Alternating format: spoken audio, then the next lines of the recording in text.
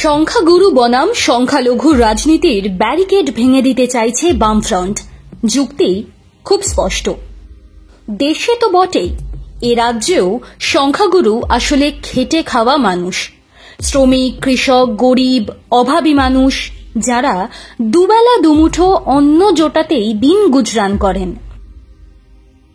এই সংখ্যাগুরু মানুষকেই এবার সামনে এগিয়ে দিতে চাইছে লাল ঝান্ডা। সেই ভাবনা থেকেই বেনজির ব্রিগেড ডেকেছে বামেরা। এই ব্রিগেডকেই আলিমুদ্দিন ঐতিহাসিক ব্রিগেড হিসেবে দেখছে। ক্ষমতা থেকে অপসারণের পর গত ১৩ বছরে বামেরা যৌথভাবে সার্বিক আন্দোলনে সেভাবে নামেনি। অতীত ভুলে নতুন ইতিহাস গড়তে চাইছে লাল ঝান্ডা। সামনের বছর বিধানসভা ভোট। ক্ষমতা দখলের স্বপ্ন পূরণ না হলেও এই রাজ্যে বামেরা যে প্রবলভাবে আছে তা প্রমাণের তাগিদটাই তুলে ধরতে চাইছে তারা। ব্রিগেড এর আগেও দেখেছে বাংলা। এই নজিরবিহীন ব্রিগেড কেন ডাকা হলো? গত বছর থেকেই এমন কিছু করতে চাইছিলেন ক্ষেত মজুর সংগঠনের রাজ্য সম্পাদক নিরাপদ সর্দার, যা গ্রামের খেটে খাওয়া মানুষকে নতুন করে বিশ্বাস যোগাবে। তাদের লড়াইয়ে বামেরা পাশে আছে, এই ভরসাটুকু মিলবে।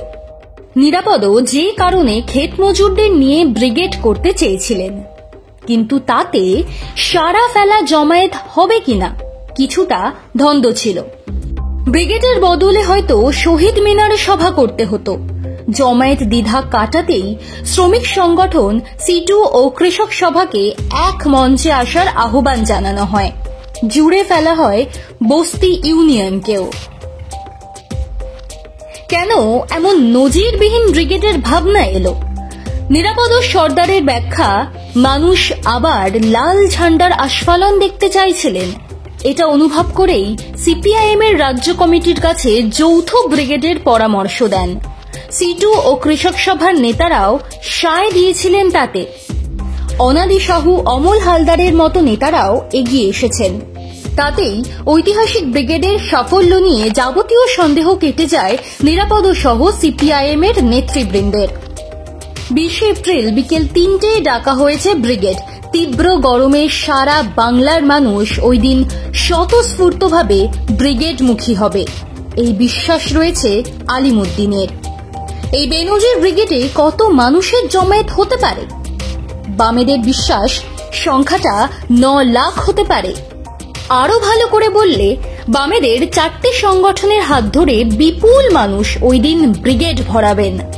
কানায় কানায় পূর্ণ ব্রিগেড থেকেই নতুন পথ চলা শুরু করতে চাইছে সিপিআইএম। কেউ কেউ বলছেনও রাজ্য জুড়ে অস্থির পরিস্থিতি। সাম্প্রদায়িক রাজনীতির বাতাবরণে মানুষ আবার বামের হাত ধরতে চাইছে। বেনজির ব্রিগেড থেকেই বিধানসভা ভোটের রাস্তায় নেমে পড়তে চায় সিপিআইএম।